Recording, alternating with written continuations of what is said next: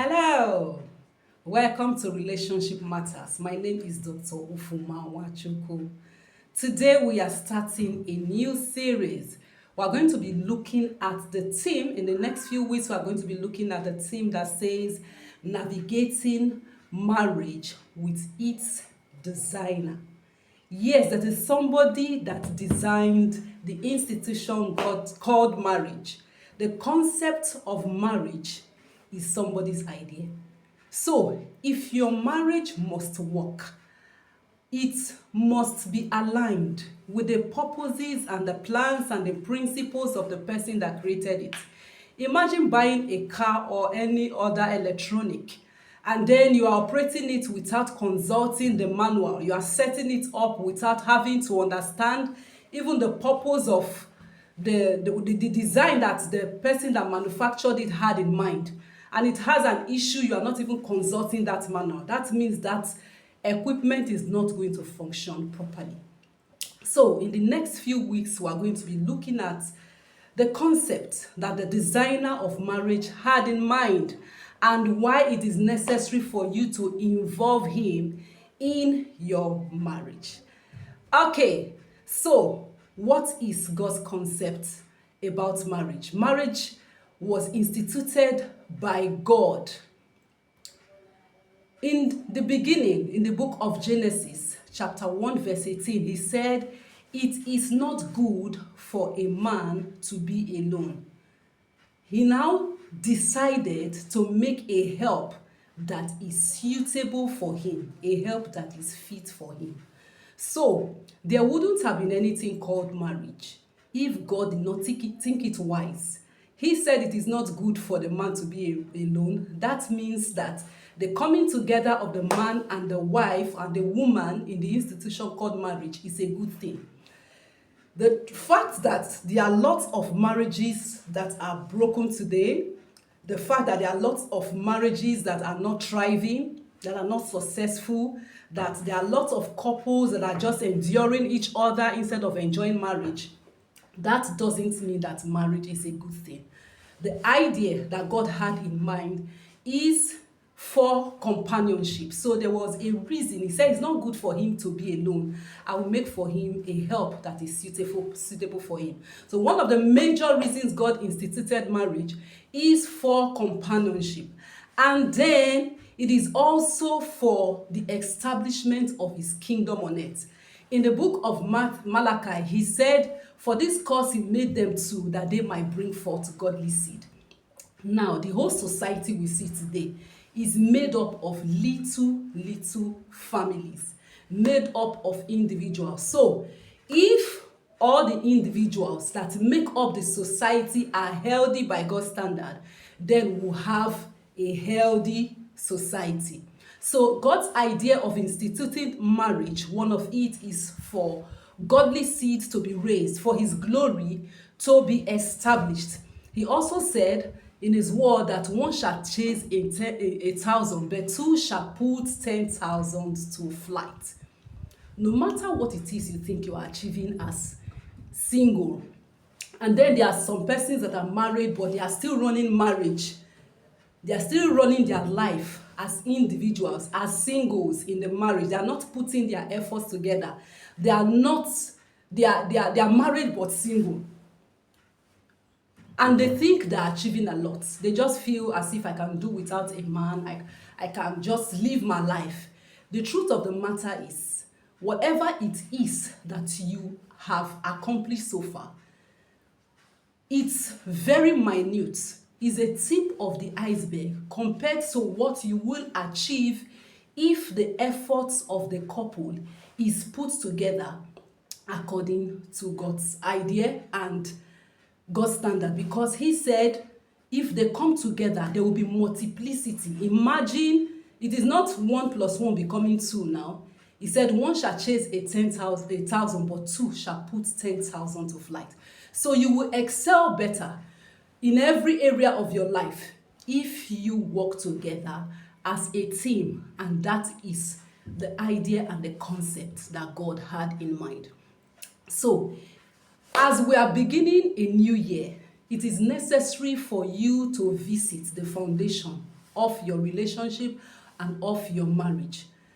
In our next edition, we are going to be placing some focus on people that are not yet married, how to involve God even in the choice of whom to marry, because some people are beginning to feel as if God is no more interested in the institution God marriage. Now, do you know that marriage is the only institution that God compares with his kingdom?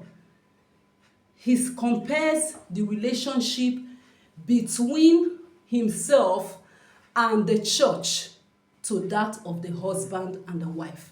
So the Bible tells us that Jesus Christ is coming for the bride, his church. And he loved the church so much. He loved the bride so much that he gave himself for the bride. So to tell you how interested God is in the institution marriage, it is the only institution he compares with his kingdom. And God's kingdom, for heaven's sake, is a beautiful thing. So God created marriage to be beautiful. He created it to be enjoyed. He created it not to be endured. Okay? In those days when I was in the university, we had this brother in fellowship that was always saying that women are necessary devils. So the impression is that of, they are devils, but we'll still marry them because we need to marry. So it's more like they are troubles you are bringing, even as you are getting married to them, but you just need to get married after all. That's actually not God's idea. God's idea is for you to enjoy the marriage and for your life to be better off. So if you were doing exploits for him, even as a single, you are expected to do much more by the time you bring your combined forces together. But that is when you involve him and when you are able to run marriage according to his principles. Now, I'm going to just talk briefly about some of the concepts that God had in mind as far as marriage is concerned. One of it is that of two becoming one.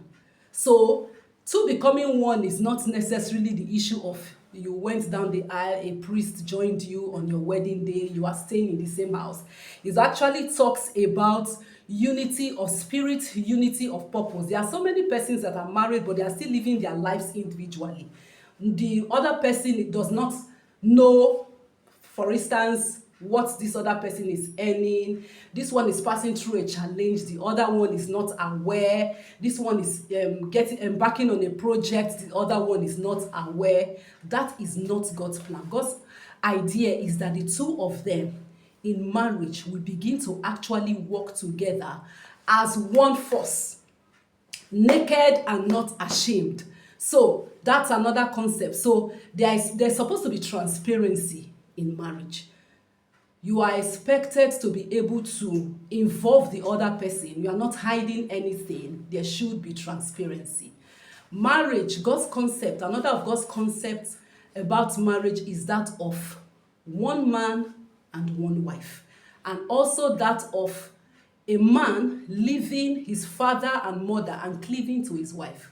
So like somebody said, marriage is supposed to be between Adam and Eve, not Adam and Steve.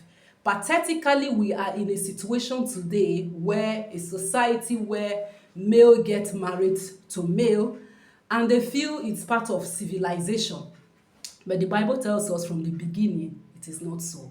He said, for this cause shall a man leave his father and mother and cleave to his wife. So it should be, and by God's standard, it is a relationship between a male and a female. So if any person is running a marriage institution outside that God's concept, it is bound not to excel because it is established on a sinking sand from the beginning. The foundation is not right. The Bible tells us, if the foundation be destroyed, what shall the righteous do? So no matter what you put into the building, so long as the foundation is not strong enough, even the righteous cannot do anything about it. That will certainly collapse.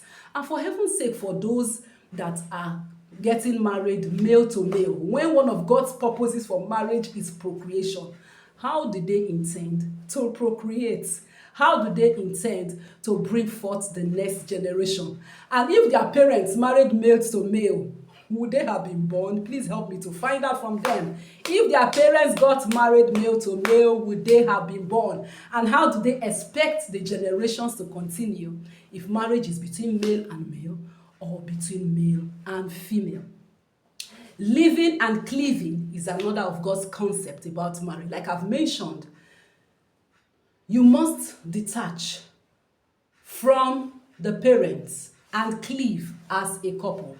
So if you, for instance, as a man, you are still depending on your parents to parent, so some persons are married and when it's time to parent, they will still call their parents to send them money. That means you are not yet ready, because marriage is for men and not for boys. So you cannot be depending on your parents to parent and then you are talking about marriage. So you are supposed to live to cleave. It's not that any decision you want to take, you are not married yet, you want to take decisions, you must have to call your father and ask for his opinion. You must have to call your mother and ask for his opinion.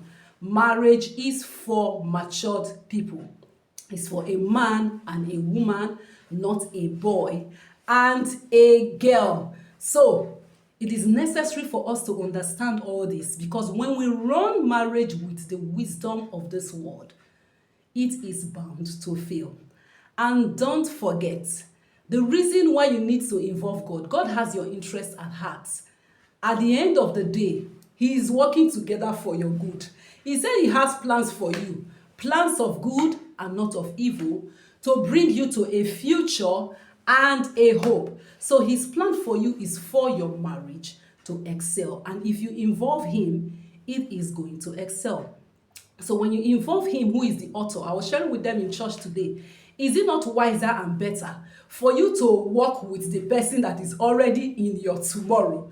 Like He is the one that knows the end from the beginning. He sees the tomorrow and He created this thing. So if you involve Him, you are bound to have a hitch-free. It's not as if there won't be challenges, but even in those challenges, He's going to see you through, because He is there with you. He created it and He's going to give you the solutions to every problem that come up. We are going to stop today on this note. By next week, we are going to continue and we are going to focus more on how to involve Him in the choice of whom to marry. Before that, before we end today and before I say goodbye, have you subscribed to this channel? Have you liked this video? Have you shared this video with somebody, a friend, a family member that would need this information? If not, why not do that right away? I mean right now, and turn on the notification bell so that you can be informed by the time we have our next video up. Until then, stay blessed and stay connected to God. Bye.